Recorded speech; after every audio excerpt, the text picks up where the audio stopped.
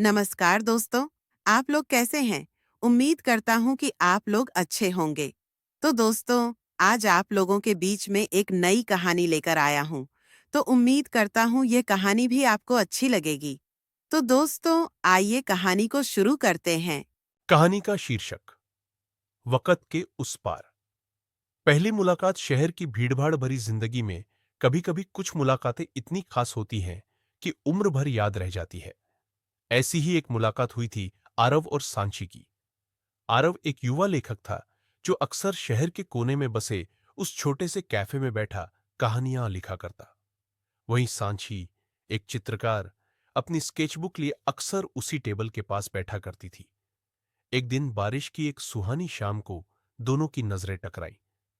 हल्की मुस्कान के साथ शुरू हुई वो जान पहचान धीरे धीरे दोस्ती में बदलने लगी। दोनों कला के अलग अलग रूपों से जुड़े थे, पर भावनाएं एक जैसी थीं। भावनाएं जो शब्दों और रंगों से दिल की गहराई को बयां करती थी। दोस्ती से मोहब्बत तक आरव और सांची की मुलाकातें अब हर हफ्ते होने लगी थी। कैफे अब सिर्फ एक जगह नहीं, उनकी दुनिया बन चुका था। आरव अपनी कहानियां सांची को सुनाया करता और सांची अपने रंगों में आरव की कहानियों को ढाल देती। एक दिन सांची ने आरव को एक स्केच भेंट की, एक चित्र जिसमें वो दोनों एक बेंच पर बैठे हुए थे। पास ही एक किताब और एक रंगों की पेटी रखी थी। आरव ने उस चित्र को देखा और कहा, यह बस एक तस्वीर नहीं है, यह हमारी कहानी है।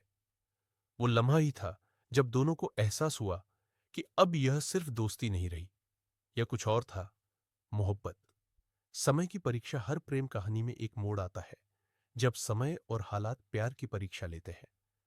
आरव को एक नामी प्रकाशक से ऑफर मिला, मगर शर्त थी कि उसे मुंबई शिफ्ट होना पड़ेगा।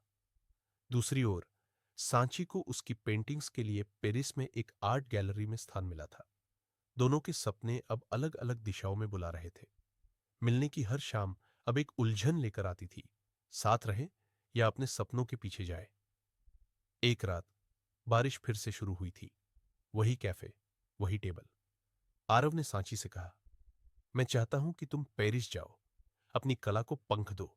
मैं भी अपने शब्दों को उड़ान दूंगा, और अगर हमारी मोहब्बत सच्ची है तो वक़्त के उस पार फिर मिलेंगे। सांची की आंखों में आंसू थे, लेकिन मुस्कान भी। उसने आरव का हाथ थामा और कहा, अगर हमारी कहानी अधूरी रही तो शायद यही उसकी खूबसूरती होगी। 5 साल बाद समय बीत गया। 5 साल। न आरव ने कोई और कहानी पूरी की, न सांची ने किसी और चित्र को पूर्ण माना।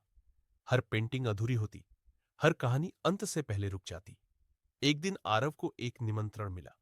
पेरिस में एक प्रदर्शनी में एक चित्र का उद्घाटन था, जिसका नाम था अधूरी मोहब्बत की पूरी तस्वीर। आरव वहां पहुंचा।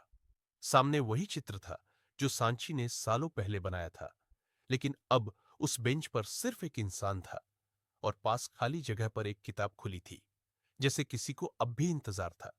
उसी पल भीड़ में से सांची निकली। कुछ नहीं कहा, बस आकर आरव के सामने खड़ी हो गई। न आंखों ने सवाल किया, न लबों ने जवाब मांगा। सिर्फ एक आहट थी, दिल की। आरव ने धीरे से कहा, शायद अब हमारी कहानी पूरी हो सकती है। सांची ने मुस्कुराकर जवाब दिया, या शायद अब इसकी एक नई शुरुआत होगी। सीख। ये कहानी हमें यह सिखाती है कि सच्चा प्यार सिर्फ साथ रहने में नहीं, बल्कि एक दूसरे के सपनों को उड़ान देने में है। और अगर मोहब्बत सच्ची हो तो वक्त के उस पार भी दो दिल फिर मिल जाते हैं। तो दोस्तों, ये कहानी आपको कैसी लगी? आप कमेंट में बताएं।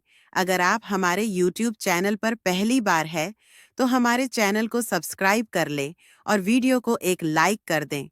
तो दोस्तों, फिर मिलते हैं एक नई कहानी के साथ। तब तक के लिए नमस्कार, जय हिंद।